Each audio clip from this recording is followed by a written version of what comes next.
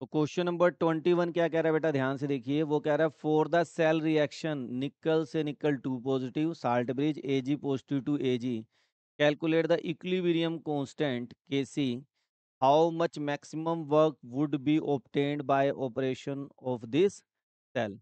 और आपको ई नोट की दोनों की क्या दे रखी है, वैल्यू। जब भी इस टाइप का क्वेश्चन आए पहले तो हमें क्या करना पड़ेगा, सेल रिएक्शन बनानी है। जैसे आपको निकल से निकल 2 पॉजिटिव गिवन है, फिर salt bridge Ag positive to Ag। अब दो चीज़ें मैं आपको सिखा रहा हूँ, ध्यान से सीख लेंगे कि रिएक्शंस कैसे बनाते हैं। एक तो तरीका क्या है, हम इसे याद कर लें, 1 2 3 4। तो हम क्या कर देंगे, 1 + 3 गिव्स 2 + 4। एक तरीका तो ये है लिखने का। एक तरीका क्या है, जो चीज़ लेफ्ट में है, जैसे इधर निकल है और इधर के लेफ्ट में क्या है, सॉरी Ag पॉजिटिव, इन दोनों को जोड़ दो। और जो चीज़ राइट में है उसे राइट कर दो, जैसे निकल 2 पॉजिटिव और Ag। तो निकल 2 पॉजिटिव प्लस, और वही मैंने किया है, 1 + 3 = 2 + 4। या फिर आप ये लिख दे, जो चीज़ इस साइड में लेफ्ट में है वो लेफ्ट में लिख दो दोनों, जो चीज़ राइट में पड़ी है वो राइट में लिख दो। ठीक है। अब चार्ज बैलेंस कर, ये मैक्सिमम बच्चे यहीं तक करके छोड़ देते हैं, पूरा न्यूमेरिकल गलत हो जाएगा। चार्ज लेफ्ट हैंड साइड और राइट हैंड साइड में बराबर होना जरूरी होता है, ध्यान रखना। अब यहाँ पे Ag+1 है, यहाँ निकल 2 पॉजिटिव है, क्या करूँ, 2 पॉजिटिव, चार्ज बैलेंस हो गया। मगर अब सिल्वर कितने हो गए, 2, यहाँ पे एक ही है तो यहाँ क्या करेंगे, 2। इस तरह से चार्ज बैलेंस हो। अब कोई बच्चा कहेगा कि सर कोई और तरीका भी है क्या इजी चार्ज बैलेंस करने का। हाँ जी, और उसमें कभी गलती होती ही नहीं है। तो सबसे बेस्ट मेथड अब वो सिखा रहा हूँ, यह है शॉर्टकट मेथड। अब जो बेसिक कॉन्सेप्ट है उसे समझ लेते हैं कि सर कोई और तरीका ही है। पहले पे क्या हो रहा है, ऑक्सीडेशन।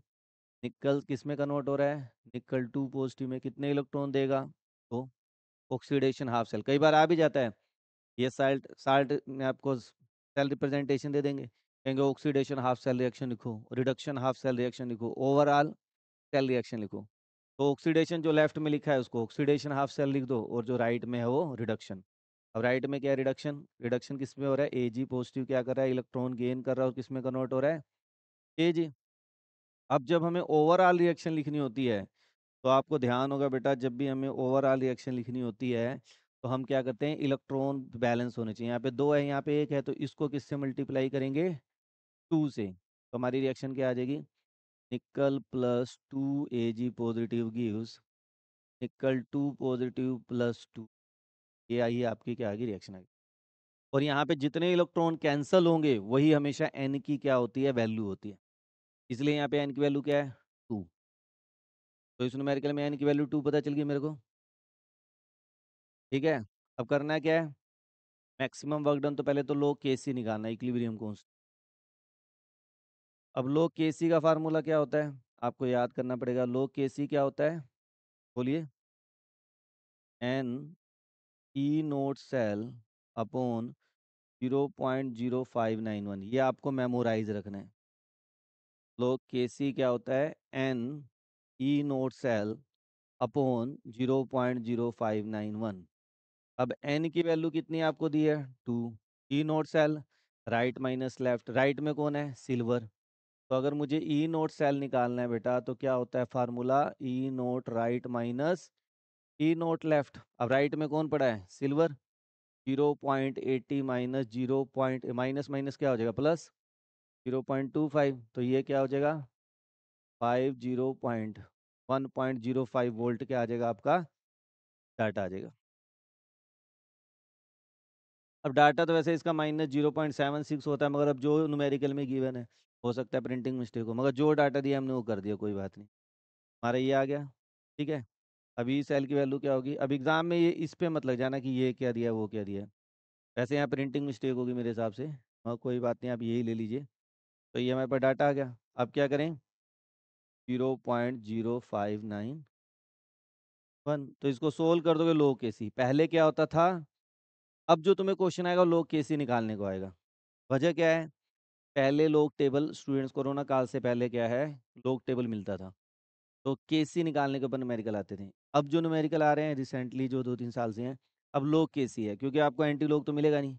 अब इसकी कैलकुलेशन करके लिख दोगे तो लोग केसी आ जाएगा। और अगर बाय चांस आपको कहता है कि केसी निकालो, यही आ जाए, तो न्यूमेरिकल में सीबीएसई को क्या करना पड़ेगा, ब्रैकेट में लोग केसी की वैल्यू आपको देनी पड़ेगी, एंटी लोग देना पड़ेगा, यानी इसका एंटी लोग जो भी सोल्व करके आएगा उसका एंटी लोग आपको गिवन होगा। अगर बाय चांस आ जाता है तो आने के चांस 0%। फिर भी आएगा तो सीबीएसई आपको देगी, क्योंकि लोग टेबल आपको अलाउड नहीं। दूसरा में मैक्सिमम वर्क डन निकालना है। मैक्सिमम वर्क डन के लिए मुझे क्या निकालना पड़ेगा, डेल्टा जी नोट। अब डेल्टा जी नोट क्या होता है, -NF ई नोट सेल। अब डेल्टा जी नोट निकाला, -NF, -N की वैल्यू क्या है 2, F क्या है 96500, और ई नोट सेल आपने अभी निकाला है 1.05। इन सबको मल्टीप्लाई कर दोगे जूल में, आपके पास डेल्टा जी नोट आ जाएगा। अब कोई क्या मैक्सिमम वर्क डन क्या होता है, तो फार्मूला आपको याद रखना है। मैक्सिमम वर्क डन का फार्मूला क्या होता है, माइनस डेल्टा जी नोट। कोई पूछे मैक्सिमम वर्क डन, तो मैक्सिमम वर्क डन का फार्मूला नोट कर लीजिए, क्या होता है, माइनस डेल्टा जी नोट। तो जो आपका ये सोल्व करके आएगा ये माइनस में आएगा, अब माइनस माइनस क्या हो जाएगा, प्लस। वर्क डन आपका मैक्सिमम क्या होगा, प्लस होगा। हमेशा याद रखना, जो डेल्टा जी नोट का साइन होगा उसका opposite sign maximum work done का होगा। ये माइनस है ही, माइनस यहाँ पे भी माइनस माइनस क्या हो जाएगा, प्लस। तो आपका जो मैक्सिमम वर्क डन आएगा यहाँ पे बेटा, मैक्सिमम वर्क डन वो प्लस क्या आ जाएगा, वो सारा सोल्व करके जो आपका है 2 × 96500 अपॉन 1.05 जूल। यूनिट्स लगाना मत भूलना, क्योंकि सीबीएसई में आपको पता है यूनिट्स के नंबर कट जाते हैं।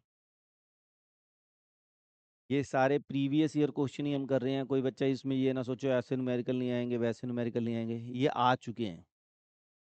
तो ये आपको करना ही पड़ेगा, ये लेवल तो हर एक बच्चे को करना ही पड़ेगा, ये अपने दिमाग में डालें।